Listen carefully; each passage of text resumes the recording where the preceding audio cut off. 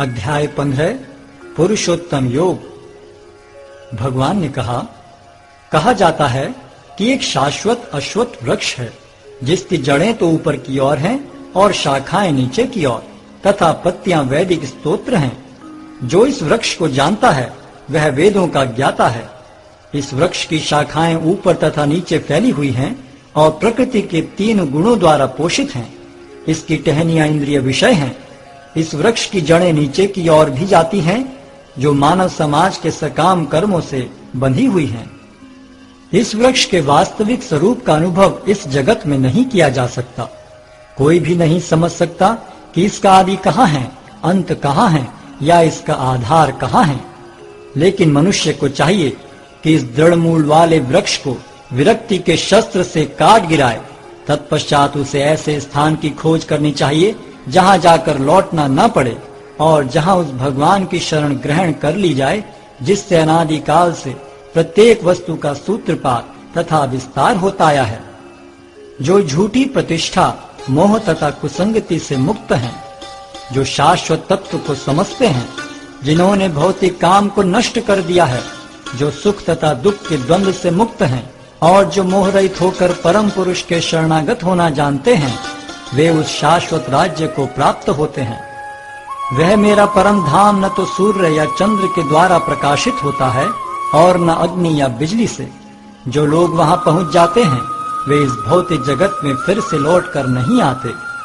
इस बद्ध जगत में सारे जीव मेरे शाश्वत अंश हैं। बद्ध जीवन के कारण वे 6 इंद्रियों से घोर संघर्ष कर रहे हैं जिनमें मन भी सम्मिलित है। इस संसार में जीव अपनी देहात्म बुद्धि को एक शरीर से दूसरे में उसी तरह ले जाता है जिस तरह वायु सुगंधि को ले जाता है। इस प्रकार वह एक शरीर धारण करता है और फिर इसे त्याग कर दूसरा शरीर धारण करता है। इस प्रकार दूसरा स्थूल शरीर धारण करके जीव विशेष प्रकार का कान, आंख, जीभ, नाक तथा स्पर्श इंद्रिय प्राप्त करता है जो मन के चारों ओर संपुंजित हैं। इस प्रकार वह इंद्रिय विषयों के एक विशिष्ट समुच्चय का भोग करता है। मूर्ख न तो समझ पाते हैं कि जीव किस प्रकार अपना शरीर त्याग कर सकता है, न ही वे यह समझ पाते हैं कि प्रकृति के गुणों के अधीन वह किस तरह के शरीर का भोग करता है। लेकिन जिसकी आंखें ज्ञान में प्रशिक्षित होती हैं वह यह सब देख सकता है। आत्म साक्षात्कार को प्राप्त प्रयत्नशील योगी जन यह सब स्पष्ट रूप से देख सकते हैं। लेकिन जिनके मन विकसित नहीं हैं और जो आत्म साक्षात्कार को प्राप्त नहीं हैं, वे प्रयत्न करके भी यह नहीं देख पाते कि क्या हो रहा है। सूर्य का तेज जो सारे विश्व के अंधकार को दूर करता है मुझसे ही निकलता है। चंद्रमा तथा अग्नि के तेज भी मुझसे उत्पन्न हैं। मैं प्रत्येक लोक में प्रवेश करता हूँ और मेरी शक्ति से सारे लोग अपनी कक्षा में स्थिर रहते हैं। मैं चंद्रमा बनकर समस्त वनस्पतियों को जीवन रस प्रदान करता हूँ। मैं समस्त जीवों के शरीरों में पाचन अग्नि हूँ और मैं श्वास प्रश्वास में रहकर 4 प्रकार के अन्नों को पचाता हूँ। मैं प्रत्येक जीव के हृदय में आसीन हूँ और मुझसे ही स्मृति, ज्ञान तथा विस्मृति होती है। मैं ही वेदों के द्वारा जानने योग्य हूँ। निस्संदेह मैं वेदांत का संकलन करता तथा समस्त वेदों का जानने वाला हूँ। जीव 2 प्रकार के हैं, च्युत तथा अच्युत।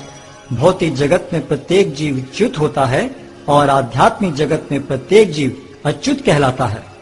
इन दोनों के अतिरिक्त एक परम पुरुष परमात्मा है जो साक्षात अविनाशी भगवान है और जो तीनों लोकों में प्रवेश करके उनका पालन कर रहा है।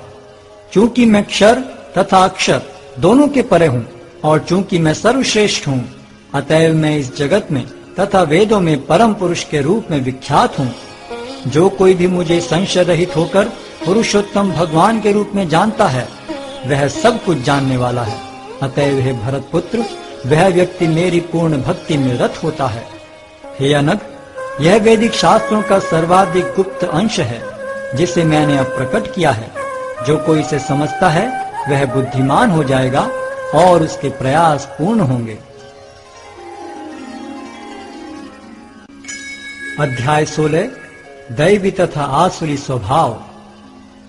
भगवान ने कहा, हे भरत पुत्र, निर्भयता, आत्मशुद्धि आध्यात्मिक ज्ञान का अनुशीलन, दान, आत्म संयम, यज्ञ परायणता, वेदाध्ययन, तपस्या, सरलता, अहिंसा, सत्यता, क्रोध विहीनता, त्याग, शांति, छिद्रान्वेषण